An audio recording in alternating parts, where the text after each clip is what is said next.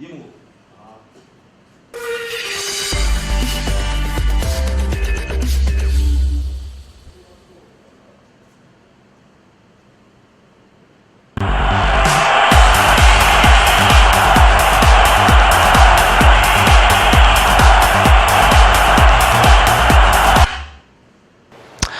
heureux de vous retrouver en ce dimanche dans le cadre de cette émission 50 Stars qui démarre à l'instant de plein pied dans ce mois de mars qui célèbre, et oui, la femme, les droits de la femme. Aujourd'hui, nous allons rendre hommage en début de cette émission à la femme congolaise à travers une chanson intitulée Femme commerçante. Si vous ne le savez pas, c'est une chanson de la défunte Pongolove qui a été interprétée ou bien revisitée par un des chanteurs congolais de la diaspora. Il s'agit de Denis Lutula, dit le Matello, un ancien de Victoria Layson qui a songé et oui, reprendre certaines chansons dans un acoustique électro-acoustique en reprenant des titres comme ceux de Papa Wemba, Kinkesere Menea. Mais aujourd'hui, étant donné que nous célébrons la femme, voici donc pour vous la chanson Femme commerçante, une chanson de Feu Pongolove.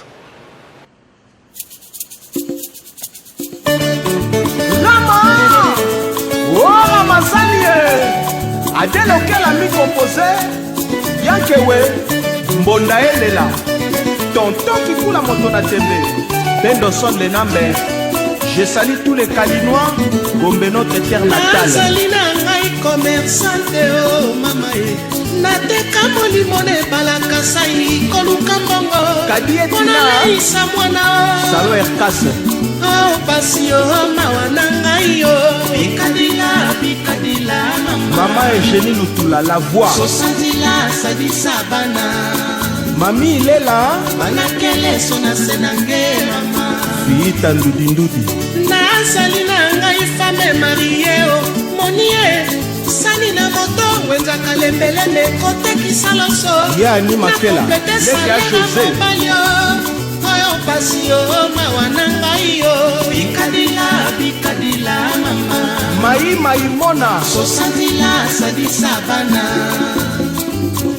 Banakele sona senange mama Ana Luboloko Natangaka nanga na centre féminin wowo Marlène Kasanga Bala sundolanga mwana eko akima na eko la couture pona bika Nasalisa mwana mawana ngai yo Bikadila kuambote Virginie Manganga Banangamu mwana keto Karine Mokonzi la baronne Zimuve kubuta ve mama Nana Lutula Ikwela ve kubuta ve mama Marie Lumboyo Sosana nike binange mama Nadège Kimana Nasali nanga étudiante mbe fiancé Nefertiti Lutus Nzela ISP kaenda maboko Na préparé à venir à foyer Oh pasio mawana biso Bikadila kuambote Banangamu mwana keto Nzimuve kubuta ve mama Ikwela ve kubuta ve mama Mami Lolendo Sosana nike binange mama Kilungwa kaka ngetadila Mawe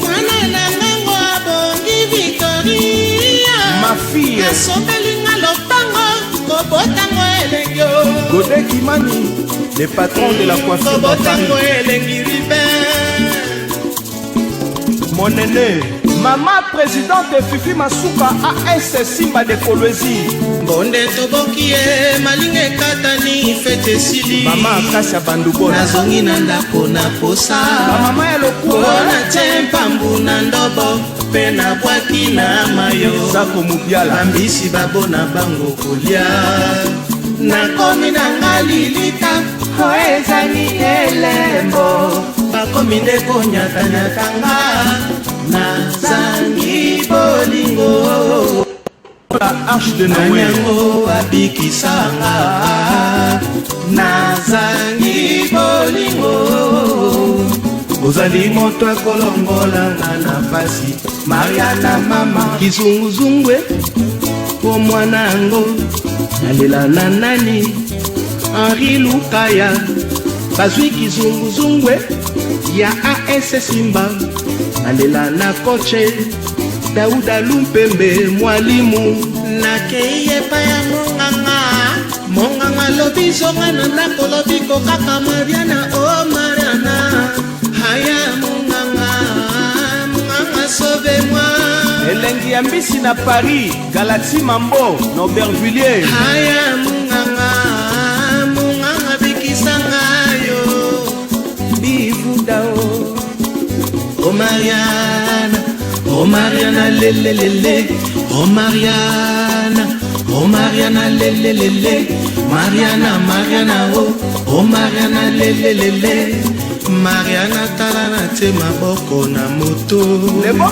Mariana talana te maboko na mapeka Mariana talana te maboko na loketo Mariana vene oh chérie Mariana vene oh chérie aya munganga sauve-moi Yashigo Levi ya Mama Sylvie Big Asumo le prophète de la SAP aya munganga bikisanga yo Didier Kisata Satise Ziko Nomputu akele murata wa mutima akele miya kuransa we Yves Longondo era uma veja Congo era uma menina muporta passado Yukeri Mari Chofere Congo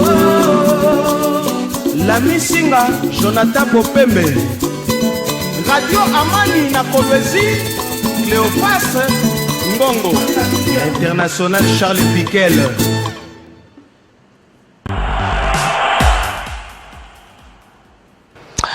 Nous voici de retour après cette chanson intitulée Femme commerçante, mais dans une fusion avec un des titres également de King Keseremenea. J'ai cité Maousso et j'ose espérer que cette chanson aura fait le plaisir à toutes les femmes pour lesquelles nous dédions cette émission de ce dimanche, juste après cette célébration, la journée de célébration de la Journée internationale des droits de la femme, célébrée le 8 mars de chaque année. Et là, je m'en vais saluer la Fondation Marie-Hélène Mayalou qui est en train de nous suivre à l'instant. Avant de recevoir notre invité de marque pour cet après-midi, je m'en vais vous livrer quelques nouvelles que nous avons pu recueillir pour vous et c'est dans cette rubrique Que font-ils ?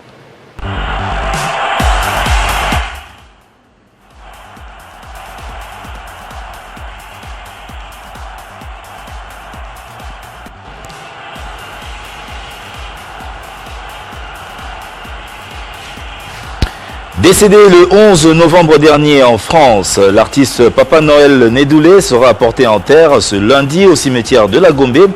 Une veillée mortuaire est programmée ce dimanche à l'espace Ndoudi Ndoudi.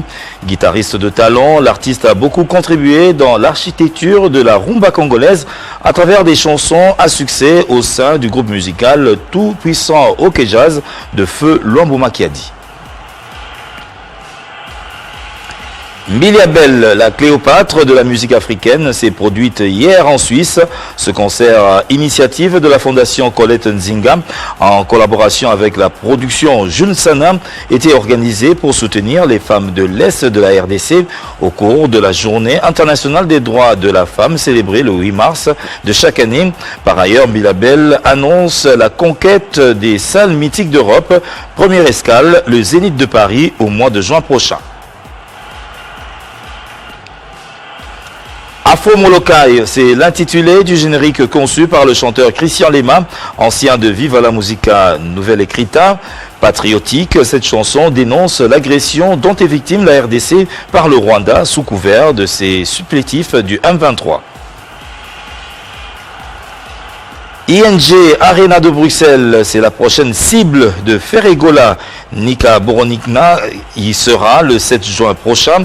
L'ouverture de la billetterie a été lancée le 3 mars dernier, jour de naissance de l'artiste, pour les 15 000 spectateurs attendus.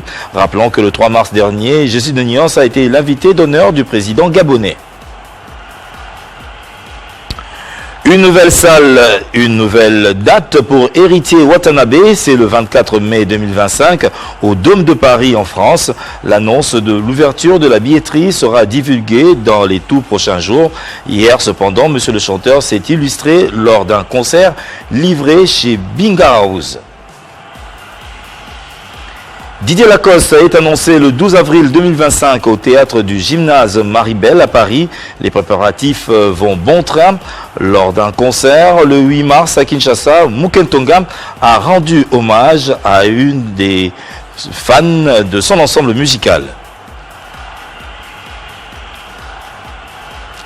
Match amical, c'est l'intitulé du premier album du chanteur Nono Fuji. L'album est déjà sur le marché et l'artiste appelle à ses fans à un téléchargement massif sur les plateformes de téléchargement de musique.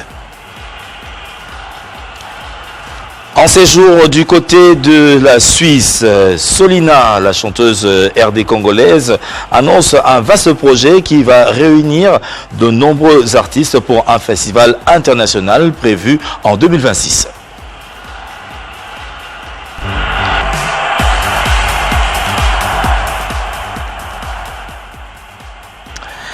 Et voilà, c'était les quelques nouvelles que nous avons pu répertorier pour vous au courant de cette semaine. Nous allons évoquer également d'autres sujets dans le cours de cette émission. Mais pour l'heure, allons donner la voix à un bassiste. Il se nomme Nguma Lokito depuis les États-Unis. Il vient de lancer l'Association congolaise des musiciens et c'est une structure qui va englober, réunir tous les artistes musiciens autour d'un projet commun. Il s'agira de la défense et des droits des artistes musiciens de la République démocratique du Congo. On l'écoute, la parole lui est donnée. Bonjour, bonsoir les artistes. Unis, nous serons plus forts. Unis, nous serons entendus. L'Association congolaise des musiciens, en cycle ACOM, organise son assemblée générale bientôt. Tous les musiciens sont invités à se joindre à ACOM pour participer à l'Assemblée générale. ACOM aura pour mission, entre autres, d'organiser le métier d'artiste musicien et de lutter contre l'injustice et de défendre les droits des musiciens congolais. Nous vous invitons tous, à bon entendeur, salut.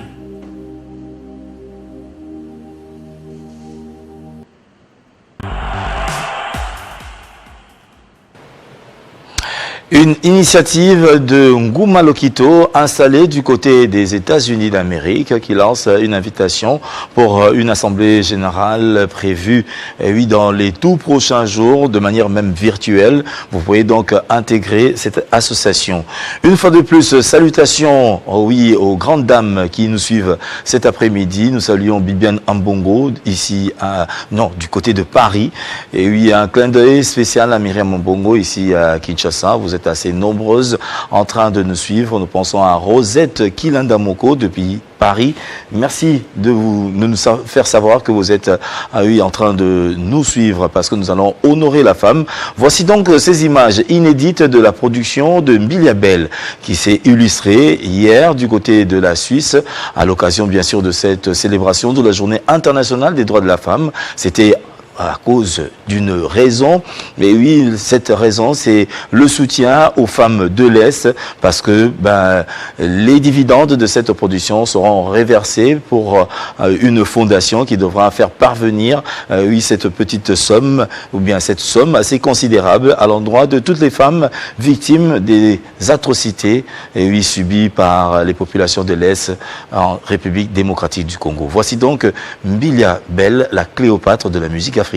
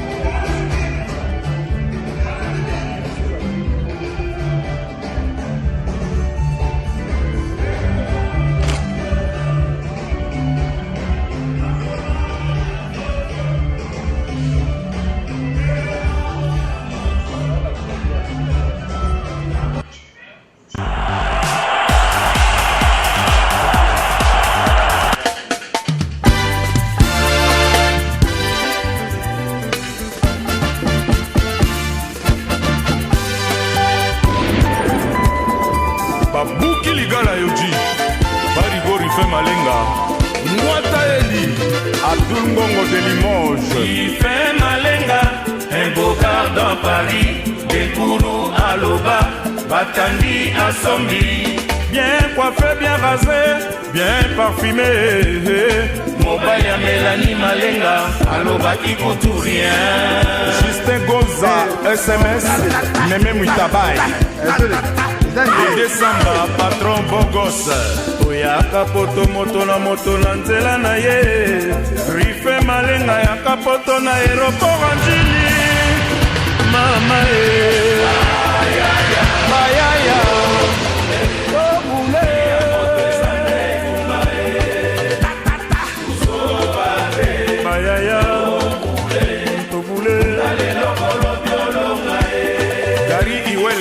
Patundala yeleo munukedila basusu bayaka marathon basusu nzela ya mai burvike tokoma potoma kamwe bana mai ya coopération na baoyo ya kayu dépense ezalaka ndenge moko te Libreville Abidjan et Yaoundé Forme soko yebite Masolo kitendi kanangeza babe L'honorable qui Jasson Nalatate Jamais Yachine Nada Champava Yanzambi Freelance ya Vero Mangoi Basusu ba depensaka pona nkento ngolo Basusu ba depensaka pona inzo ya ngolo Basusu ba depensaka pona baninga bakola Esengo ya kozwa kabolaka na baninga ye na bandeko Ye o Parigo Malenga Ye o Mobile Mélanie Rife Malenga lula na ye depensa forme jamais à Bossanaka, banana équipe de France de la SAP, princesse Nzedi Mugola. Parigo, Rife Malenga, Kikindi, Kotikate, Yaoundé comme ma biso tina Lilita, le bassin faut signer un fausse, mais na Lili quoi, Jolimbala. Savez-vous comment attaquer un taureau à domicile? Pierre Amietou. Pour attaquer un taureau à domicile, Bretel Ngumbu. Tu débarques là, Yahweh Mbunga. Tu te présentes là, bien coiffé, bien rasé. L'intitulé de cette chanson, c'est Parigo, une des voix, et oui, figure emblématique du groupe Viva la Musica. As de la chorale, c'est Stino Moubi. Vous l'avez certainement réécouté dans diverses chansons. Et aujourd'hui, il nous fait l'honneur d'être avec nous dans cette belle tenue qui démontre qu'il est carrément associé à l'esprit du pays. C'est-à-dire que nous sommes là pour barrer la route aux ennemis de la République. C'est donc Stino Moubi qui nous ramène dans une tenue assez extravagante, mais du moins en tenue militaire pour dire qu'il est d'accord et il soutient les FARDC. Bienvenue à vous. Bonjour, merci. Alors, ça fait un bon bout de temps, vous avez sur la carte Kinshasa, de retour, mais tout le monde a la carte Nzakomba. Bon, il y a une période où tous agressé, il y a un peu de monguna ke bokansaka te ke ezakaka to mapinga to président de la République to gouvernement te ezali siko état tous en état d'urgence tous agressé par banguna na biso et que les missions nyonso na osala na ozalaka na ba tenue de guerre pour tous en na reporter photo bundisa bango donc symbole nanga pona na lakisake je suis de pair avec la République démocratique du Congo avec les FARDC et nos frères wazalendo au front toza musika mais en tout cas nazana bango. Est-ce que ndenge batu approche ça marande tisa na ba Goma na ba Kivu na Kini, c'est vrai que ça assez timide mais bien au percevoir on est à niveau à Paris au Vandi Bolo Baguetin voilà bon Goma ba toucher Goma.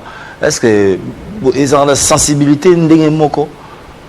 par rapport il y a distance on a passé déjà Kinshasa sur hôtel ah ya mo to pa benga na Kinbo tam so pe yambité mais siko écho ya Goma bo santa ngonde au monita mususu awa loyenge esala neti bato babosana mais biso kuna mingi bato bakenda misala et puis baza mingi na ba écran neti ba théâtre esalaka bato mingi batala ngote mingi ezaka visé na ba public européen donc biso tant total en mandé ngwana ozomona pena bon c'est vrai que actuellement guerre moko numérique ezo s'installer na makambo na biso mais en réalité en tout cas esalaka pena passe parce que ozotala ndenge bato bazokufa ozotala ndenge bana bakondi na malnutrition ozotala ndenge ba femme baza violée et na supportera tant mususu kotala ba image wana te parce que ça fait trop mal toi différent eza makila moko ya Congo eza bandeko na biso tant ozomona bongo ekokai pe ezala nga pe na botami kote kuna pona congolais de tant na omona on azomona ngo injuste que ba mener biso vidir ndenge wana quoi. Alors, retourne à eux, spécialement pour cette cause, pour témoigner ton soutien à la nation et également à l'endroit de toutes ces victimes qui nous suivent du côté de l'Est de la République. Alors, tout ça, il y a moins de la femme. Rumba, au Talissi Mingi, même Roméo, Juliette, Nabatania, tu as chanté la femme. Alors, à l'endroit de cette femme qui te suit présentement, à niveau de l'Est de la République, quel sera ton message à leur endroit? Dans mon colonne de toujours célébrer les journées internationales du droit de la femme. Dans le baka que oyebi ke biso poto zwa vie to utaka ke pa ya mwasi et que les lopé nazo sepela trop na opesa ya mbote na président de la République ndenga zwa ki Fatou Beton ndenga zwa ki initiative ya ko chape ba mama na kati ya gouvernement eza eloko moko bien. Donc ngana olobaka ke ba mama na biso baza musika na biso awa ba côté à est ba mimona te ke baza bango moko tozana bango na pensée to kanisaka bango est-il que bon tozala côté kuna te mais na makanisi butu moi tozala na bango ba kanisa te ke to tiki bango toza vraiment na bango et que bazala na désespoir te bazala na espoir que un jour ba okoma calme ba okoma libre parce que président azo travailler pour nango quoi. Très bien dit. Alors, raison dans il y a ces jours, ils s'inscrire dans le cadre, il y a soutien. Oui. Et actuellement, tu as réalisé un intitulé, une chanson où ils ont lobé la peine Makambo. Plus 243. I love you Congo. Ouais. On a eu l'occasion il y a Rolanda. On a quand même oui au méga expliquer la thématique ni nous en avons la carte il y a en tout cas au transmettre Nzembo na sala ngo kala et il fallait la sponsoriser na ministère ya culture. J'ai eu des contacts là-bas mais les cas qui bien té parce que avant na sala Nzembo na zala ko pas ya ministre na biso ya culture akenda pour na makamu susu mais tant où pardon tant tokuta na président na Paris vraiment il y a un souci à l'unité parce qu'il n'y avait pas encore cette agression. Tu parlais sur unité, tous à la bomoko, tous à la tribalité, au Mongala, au Congo, au biso tout au Congolais. Et à Senga qui sont les moyens zali, tout ça la bande momoko, il y a unité.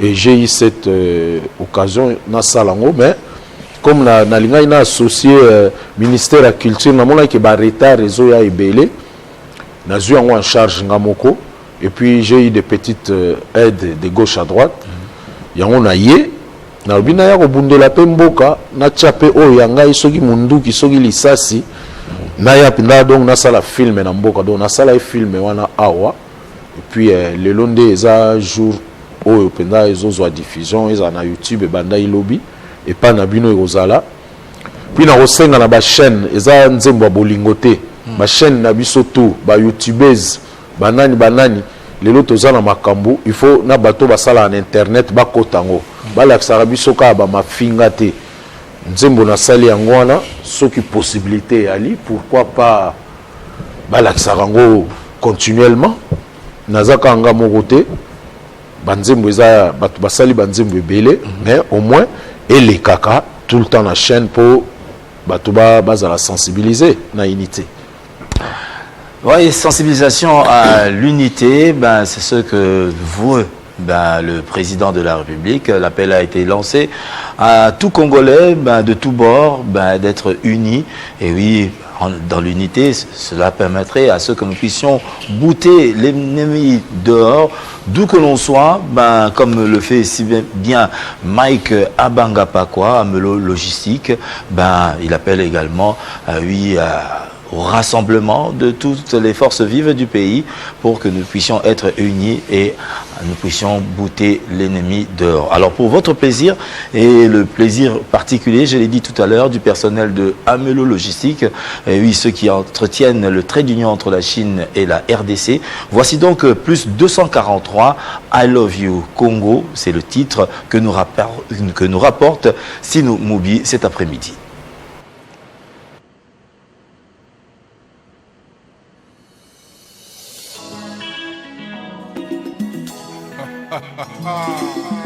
Peuple congolais, soyons unis et soudés. Soutenons nos FARDC et nos frères Ouazalendo au front. Je suis Goma. Mais dans la main, on y arrivera Yemba Ozana. Osala nyonso po moina biso etana. I love you Congo, ninakupenda sana.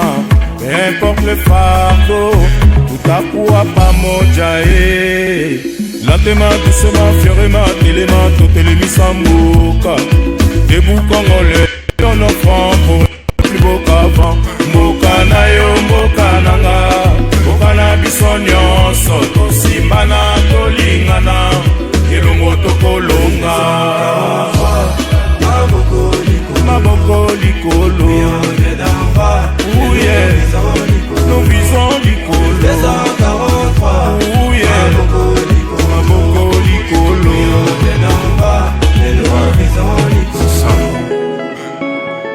on veut un Congo uni, table dans sa justice, transparence, donc pas d'injustice. Génération, plus de 143, je suis né là-bas, j'ai grandi dans le 9-3, si n'est-ce pas, c'est le nouveau Congo. Tolingana, Tosimbana, Toyokana, plutôt longa bitumba. Oyo Yamakasi, Neko, Téléma, Potolongo la Passi. En RDC, un pays béni, mais victime de ses ressources, baby. Main dans la main, notre force infinie. Maboko likolo, oh yeah, nous visons likolo, oh yeah, maboko likolo,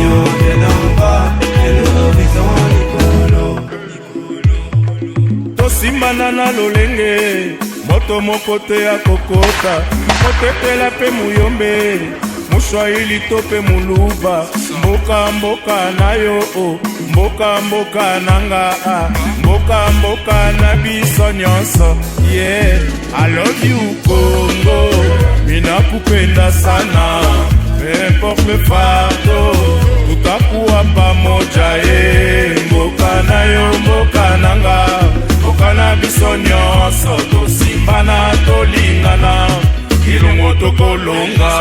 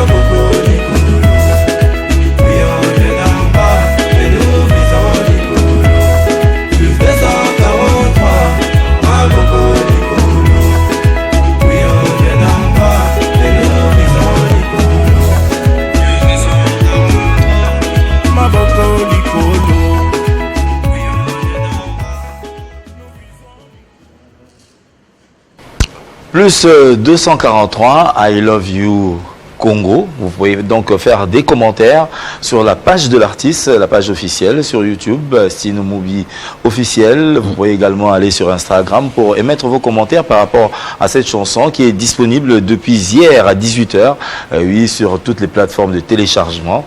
Et la chanson reçoit déjà des félicitations de la part de Belkanza qui nous suit cet après-midi et également Zouzou Bokoto qui nous suit depuis l'ACP. Nombreuses réactions, mais nous allons certainement revenir à vos messages pour lui faire part de vos adresses à son endroit. Alors, Stino Movie, Tolandi Nzembo, apparemment, il y a un contexte rythmique à vivre la musique. Pour vivre la musique, c'est un ngai rêve nange ezala toujours ya obeta musique neti Papa Wemba. Papa Wemba azalaka limité na rythme te. Azalaki clarté te na coin moko boye oyo parce que mingi toza na confort na biso tanto obeta barumba na biso. Mais il faut ko bima moke na moi contexte wana ozwa risque. Et ndenge nazako beta na Papa Wemba banzembo tout tozako yemba ezalaki ka rumba te. Asala ba salsa, asala ba rythme ebele. Yango ngai lelo nako se limité te na zalaka kana rythme moko o bat ba yebelinga. Ndengo yoki nzembo Bob Amongo mon cardinal oyoki ndeni surprendre yo po tosola makambo nzembo te na yo tokutana na biso ezaka na plateau te yo tozalaka na ba téléphone na surprendre yo comme pe na surprendre batu nyonso tout mais na linga mingi cadeau oyo ezala dédié na République démocratique du Congo dans l'ensemble nango mais mingi na visé number 1 qui est notre président excellence Fachi Béton. Donc on a dédié on a yepo à Sengaki et que na sali devoir wana na monique vraiment azali na raison ya ko senga to sala bandembo boye pona unité pona boyokani tant toza ensemble tozo pe sa force. Olobi Kamuro ya mutu ya lobi que avec Papa Wemba ezaki ko explorer moi ba horizon ebele. Alors tant on sali nzembo et ça un beat va proposer ou bien Yomoro le big était dans le salon na genre de musique urbaine actuelle pour peut-être nazaka trop na ba rapper même na opesa mbote na petit na poison Mobutu aza arnakin donc nazalaka bango na kolina bango batalanga nde nazobeta musique lelo ata ba obeta ba concert tant sous nazanga ate batindela nga invitation soki naza libre na kei donc nazo grandir na kati environnement wana ya ba petit bazwa osala musique lelo et musique on pona nga na ozwa ngo sikate soko landi ba musique na beta ata ba Romeo et Juliette to ba tendance eza na kati naza toujours mutumo naza ko luka toujours il faut na kende donc eza nzela moko soki batu ba signer ke na landaka wana na olandango facilement parce que naza élève du maître donc matière nazo ki pas maître yango nazo sala donc tant balobi élève du maître il faut la capable ya offrir bateau biloko mo au maître à la kisayo donc j'ai dit déjà merci na Papa Wemba na ndenge na évoluer na groupe na yeke na banda na groupe musute et que lelo bato bazo apprécier nga nete loko depuis hier mon téléphone n'a pas cessé de mettre et que na sepeli mingi en tout cas na réaction publique. Ok. Alors, tant que tu l'as dit, alors l'ingato quand tu as fait un domaine artistique, tu plongé dans la question là. Alors, banal va accompagner parce que n'avait que bon, mais il y aura par noter, il y aura douce mélodie, mais la moi rap wana, ils ont rappeur moko à Paris, petit nanga pe Merlin. OK. Yé muto a rappé et musique nanga ba sali on a pototé. Musique nanga na sali on a kin awa na ba petit nanga. Et puis tant on a yaki touro awa na yaki sur invitation tokutana inayo yango sikota on a zongi potonde na enregistrer mais na linga iko sala clip kunate na linga ina sala ngo pina na mabele po na to moi poussière ndenge zala kaka donc en tout cas na sepeli mingi na projet o ndenge comme na suka naza vraiment très content. Alors toi tu na musique urbaine na côté à rythme tu ko chuter na guitare ya odemba tu sentir pendant que ndeti moi OK jazz moko boy écoute wana idango zaini tango aux épices ça on azo sala ngo parce que na landa moi nzembo ya Stromae ba seben moko abeta kuna ezalaki tendenge to beta d'habitude mais eza seben je me suis inspiré na Stromae azar na Belgique Donc je me suis inspiré na musique nae yango mo ina kanisa eka guitare ya grand maître Luambo et ça la moi symbiose R&B et puis rumba purement typiquement congolaise yango mo na suka na zongeli mo guitare wana po okendeka et puis c'est moi identité congolaise et sa identité donc na linga ite na kende mobimba po ba omituna mesiko na ba père net ba benga na ba mère naza vraiment content que na saïl bango moi bouya masolo na bango na kati ya masolo o donc voilà na s'inspirer qui na Stromae et na penser qui na grand maître Luambo Makiadi. Eh ben, vous n'avez qu'à aller télécharger. Hein? Donc, vous qui avez suivi un extrait dans cette émission, allez-y donc télécharger pour savourer cette belle mélodie. Alors, toujours sur là, mais au lobby quand même, il n'y a pas par exemple. On a toujours quand même dans contexte à vivre la musique. Aujourd'hui, Makamebele Salami. Nassir de loin, eux qui étaient groupe de jeunes sous Balongwe, Baza d'accord. Oui, Baza d'accord. En tant qu'aîné, tant que monde a été, parce qu'il y a déjà un projet Moko Boye, où il fallait Nekokutu Marai Aïba Kumbango. Qu'est-ce qui s'est réellement passé pour que Tokoma tina point que vive la musique, un groupe de gens Balongwa, base à la contraire, il y a décision, il y a Maman Amazon. En tout cas, au Monika Makamwana tout les kinga naza musika nango. Ba version eza ebele. Maintenant on a 8 ans ya okutana na ba petit na biso ya vivate. Na 8 ans ya okutana na mère Amazon te. Kandengo zoyo kana na osepela vraiment na koma ba solo langa pe na yeba. Wana ozala capable ya kope sa réponse. Mais na yebite qu'est-ce qui s'est vraiment passé. Ndengo yokelaki na lingite na affirmer yango ou na confirmer yango. Parce que naza na nouvelle penda ya sûreté nde na ye a on a kutani penda na batebelete j'étais vraiment concentré ya ko si sa projet nanga et puis lelo na ndenge nazoleka donc na bimika lelo banda na ya pe na to kutani na yote donc nazalaka na parler na ke na travailler na zongi mais na kanisi na kozwa temps ya kokutana na bango pour na yeba en réalité qu'est-ce qui s'est passé en vrai mais to sepelaka mingi ndenge groupe wana ezali ke mais ezokufa te image ya viva ekokufa te tant que toza vivant moninga okuna soka beti baloba musicien Papa Wemba kombo Papa Wemba ezotanga nga pe soki na beti koto baotala babia ça vient ndenga na beti est-ce que mutu abeti nga fimbo mpona tanga kombo Papa Wemba donc déjà ntango naza awa nazo représenter Papa Wemba et okufa te et okufa soki biso tout okufi ba génération na biso to sala quelque chose mais tant que tozali bon ngana on sepela pe kaka no ba petit pe bazalaka pe kaka ba betaka mais na rolingana kutana na bango pona yeba en réalité qu'est-ce qui s'est passé en vrai parce qu'il y a aussi les on dit bon oyebika na numérique et comme el biso masolo mususu mona eza na bongo te mais ba komi ba confirmant opina que non eza bon. En tout cas, na ozwata osola na ba côté wana na ebité même moi je souhaite que ba démarrer.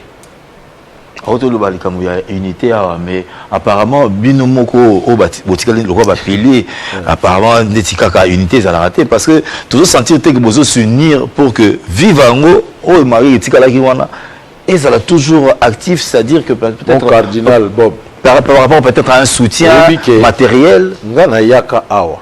Tant on a bêta qui concerne chez Temba, la plupart de ma compagnie qui nga ezaki banani. Ezaki ba musicien vivent la musique bien que nazali na ba tête mususu nga moko na pona ki mais nazali na besoin na bango unité déjà yangwana na ye nazo sala likambo wa nazui batu mususu na zwaki bango ba omeran azaki wana ye mutukutu azako superviser mambo ya billet ye wana ti lelo tozana et donc bokabwani ezate ezakaka ke tant mususu manque ya bonne organisation mais nga nazala toujours prêt que soki ba bengi nga o etali likam place nga na uta na pesa la condition te initiative en ce que fait benza pa nani pour s'unir parce que le biso ba bengi bon na benga aussi longtemps que mutna mutakuma na moi ba activité na ye oui lelo qui va appeler qui oui lelo ba organisateur bazali récemment ceux qui ne passé na mona ba wenge basangana qui eza bango moté ezali mutu mécène mo boya bimi ayiko sangisa bango ba se mettre d'accord basali Viva la musique ba mécène bazate oyo bako sala po papa bazali na ba petit belé lelo pe bakoma danger bakoma pe na ba situation soki bako penser ko réunir biso et ko zala bien parce que ngambo na kozwa initiative te na kozwa initiative na bengi Jean Christophe André mais t'as pas de moyens garantie na bango ezanini bamsu bazalaka te garantie ezate donc vaut mieux même nga naza na boule na trouver mutumo mécène moko boye oyo akoki ko produire biso ndenge tozala parce que la plupart des gens tozana nous vivons et que les losogi production ya les na bakin awa izala wapi et ko sala toujours bien pour na public na biso o réagir ni na ba propos ya bato musundi balobaka ketin papa mba akenda penza akenda pena vivre nae et que au nom de Viva la Musica rien ne sera fait nakanisi wana eza nde toloba bilorbish biloba loba eloko moko oyo ke lelo soki eza impossible te to sangana biso tout hein eza ka mutu moko boya bwania o azana ba moyen neti ba président Amadou Djabi yaza azai petit avier beaucoup na yeba ekala donc pire petit avier beaucoup donc na banzim so landi ba acoustique na oyo ka Amadou Djabi na kati donc ye akoki osala pe makambo na mesikoyo na ebité photo sala ndenge nini po bazala sensibiliser ko bazana souci ya ko betisa groupe Viva la Musica parce que ezala danser surtout sangani biso tout bien que mutu na mutu azana na ba makambu na ye quoi tozo le la mécène moko abima asangisa na kanse ego salema nango soki mutu abimi mais de moi-même ou de ya collègue mususu ke non boya to sabo e simbate soki ngana bengi ou moninga bengi parce que garantie ezate ezaka ba fiafioti linkonda okuna azui omona mutu tout esprit ofungwa maye mais soki ezaka ka ya goloba kaka boye na ndimite ko. Et oui, là c'est Sino Moubi qui réagit par rapport à vos propos. Vous êtes nombreux à vous poser la question. Est-ce que Viva la Musica pourrait quand même être stable et se maintenir par rapport à d'autres groupes musicaux? Tout le monde on a Victoria, tout le monde a Sangana, jeune Sangana, pour que va maintenir l'idéologie à King Seremenea. À chaque année, célébration de Salama, mais il est quand même difficile de concevoir que Viva la Musica va pilier plusieurs années sur scène aux côtés de Papa Yemba, mais ça semble un peu boîtier un peu, on ne comprend pas, et pourtant ça fait un moyen, on se pose autant de questions.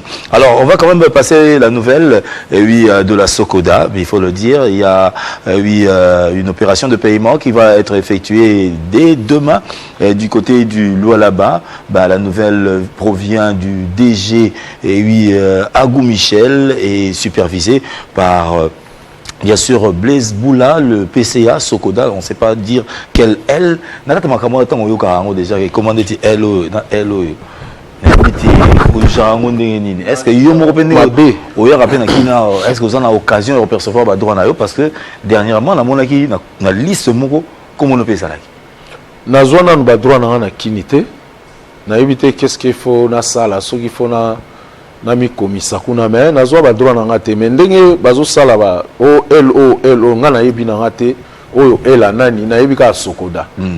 Donc au tout bazo sala na il faut même pas biso toyeba rango quoi parce que ça fait des années au ba musicien ba galeraka pour na récupérer ba droit na bango.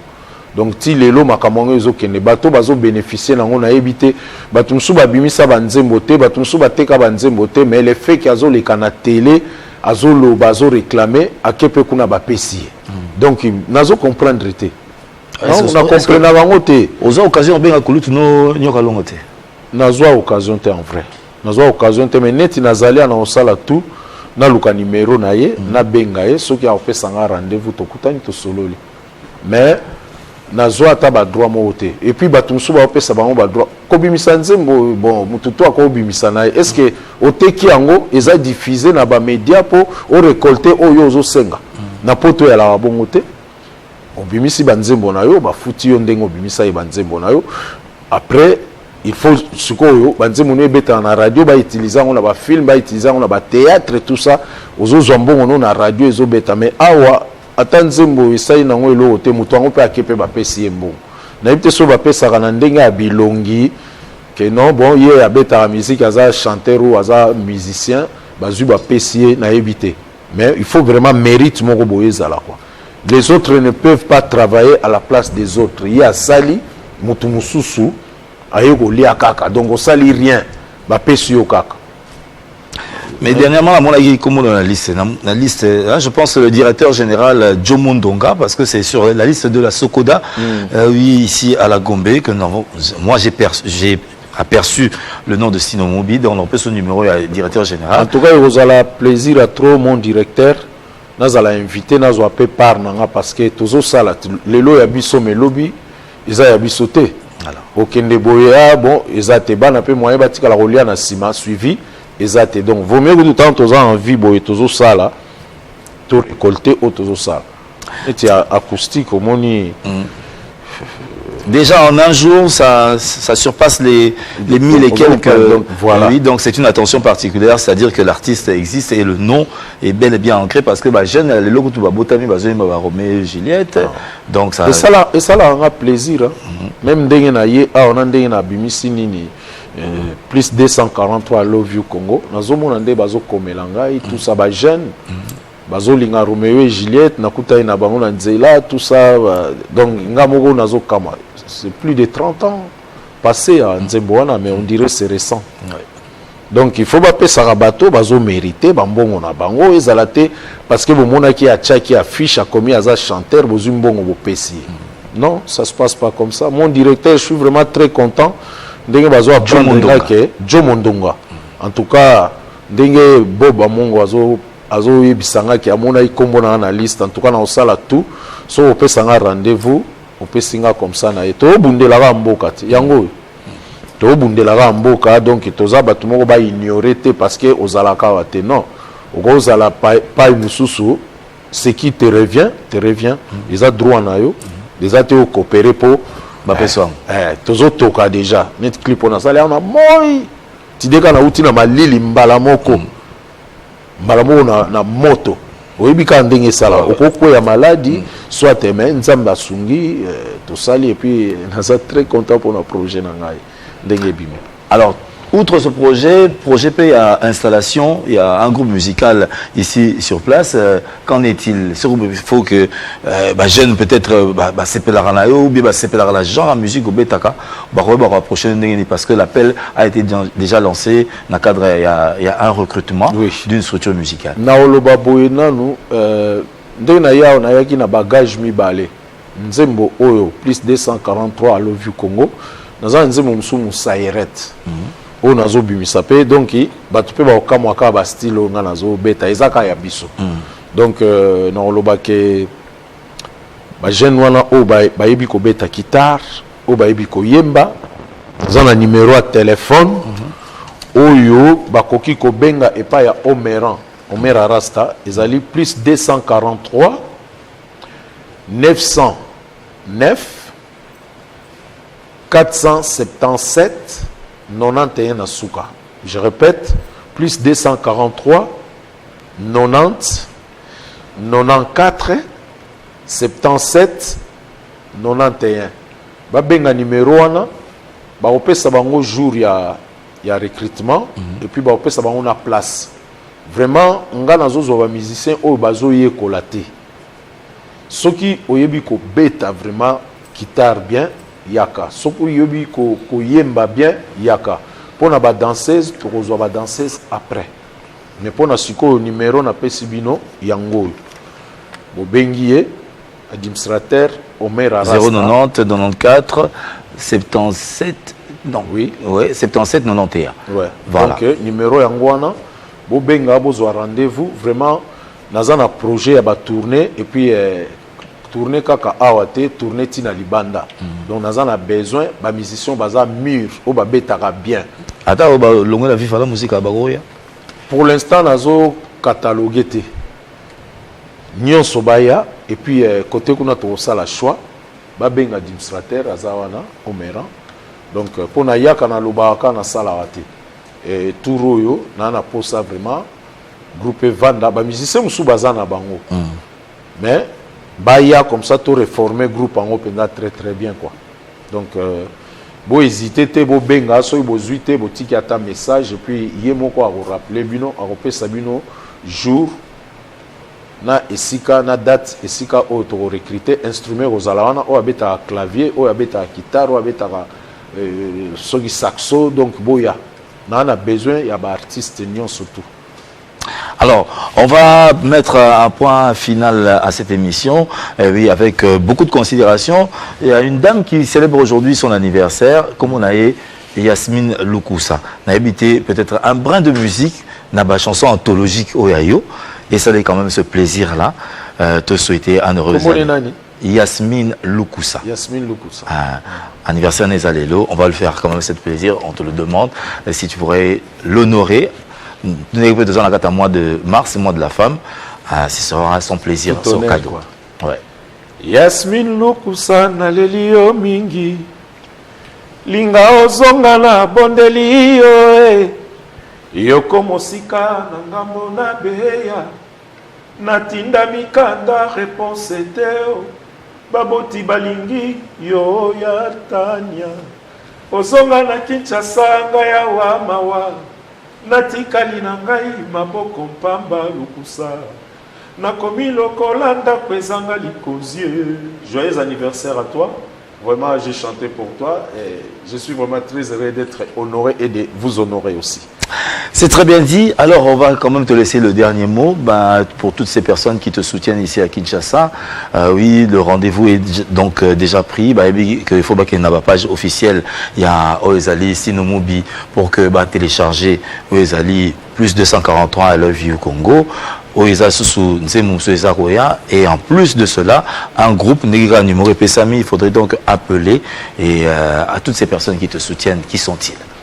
Oui, déjà dans Robandana, nous avons coupé sa bonne fête na première dame qui est Maman Denise Nyakero pour les alliés journée na bango ya ba droit na bango na Rolamba te.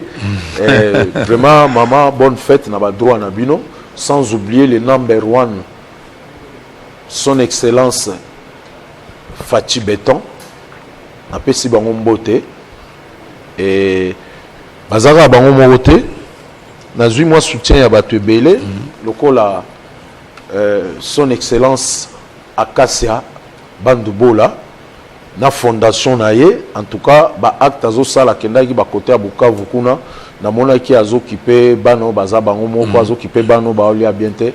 En tout cas son excellence Akasia Bandubola, mes sincères félicitations et je vous encourage dans ça. Je suis toujours là, vous pouvez toujours kozwanga ina sala oyo na kogi ko sala pour la fondation Akasia. Donc na sepela ki mingi na idéologie au saliwana. Na ko remercier Joseph Ngoto oyaza conseiller politique na kati ya cabinet, sans oublier Rouf Mutanganga oazali chargé à communication ya ministre. Na ko féliciter lisusu na ko remercier madame honorable Antoinette Samba na ba action bazo sala pour na soutenir l'idéologie ya président.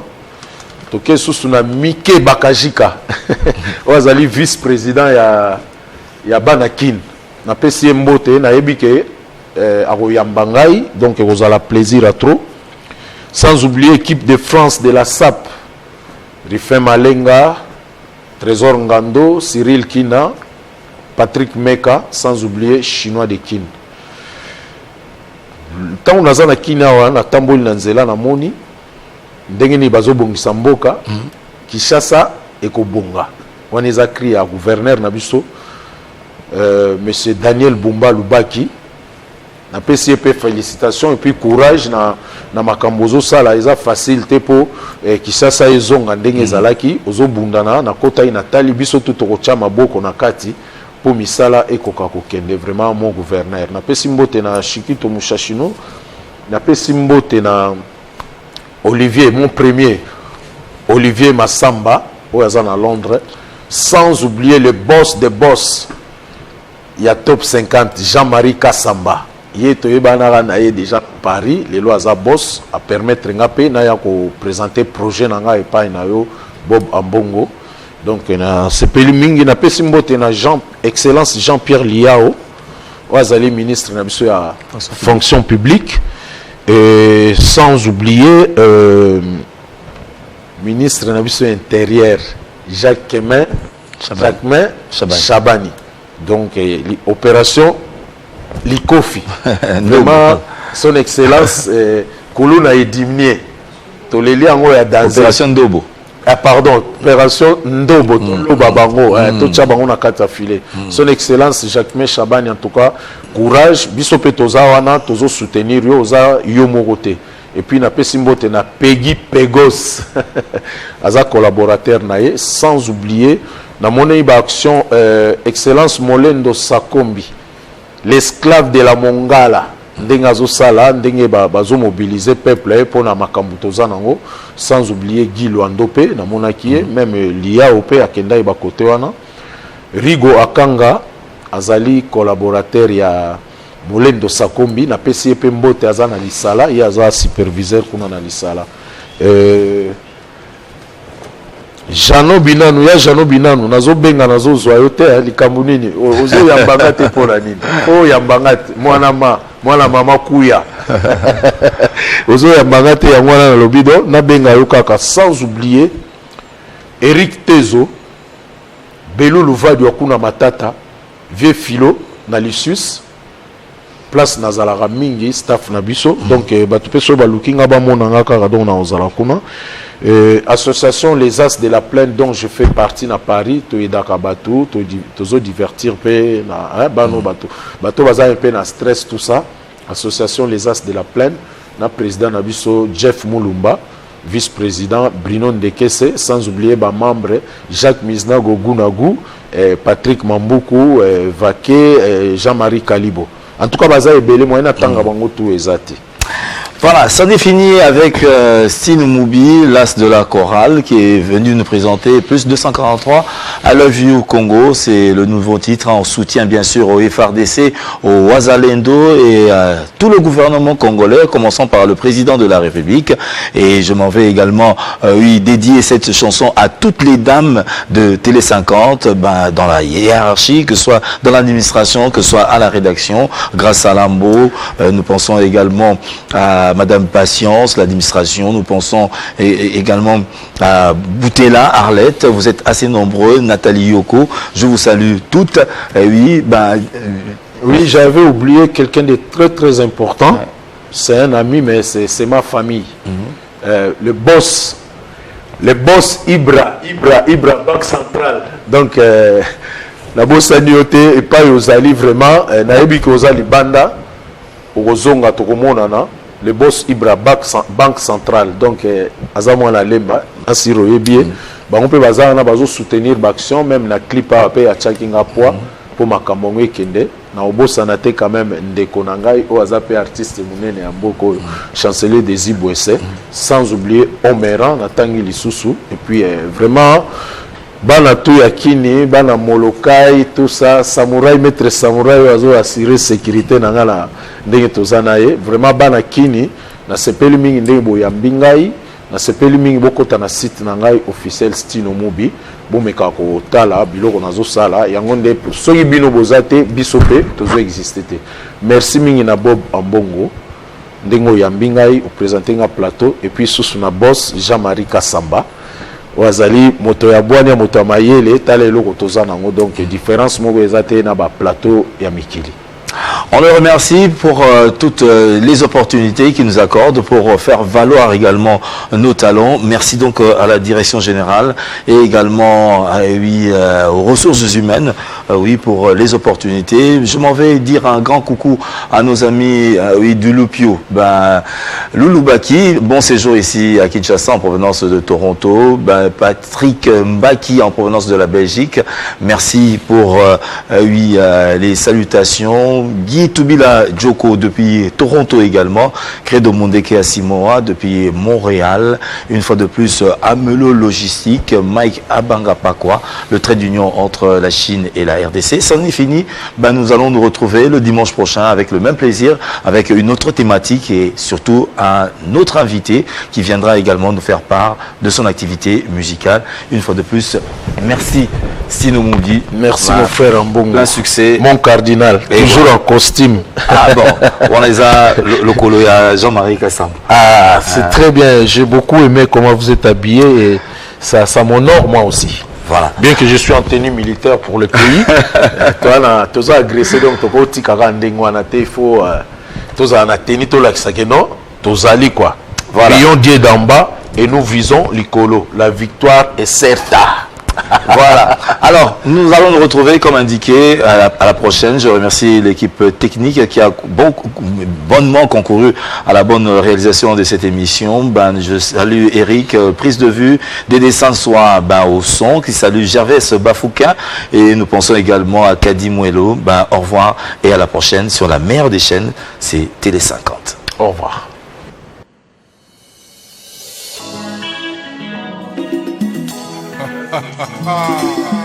Peuple congolais, soyons unis et soudés. Soutenons nos FARDC et nos frères Ouazalendo en front. Je suis Goma. Mais dans la main on y arrivera Yemba Ozana. Osala nyonso po moina biso etana. I love you Congo, minakupenda sana. Peu importe le fardeau, tutakuwa pamoja Lentement, doucement, fièrement, télément, totelemisa mboka. Debout congolais, si on offrant pour un Congo plus beau qu'avant. Mboka na yo, mboka nanga, mboka na biso nyonso.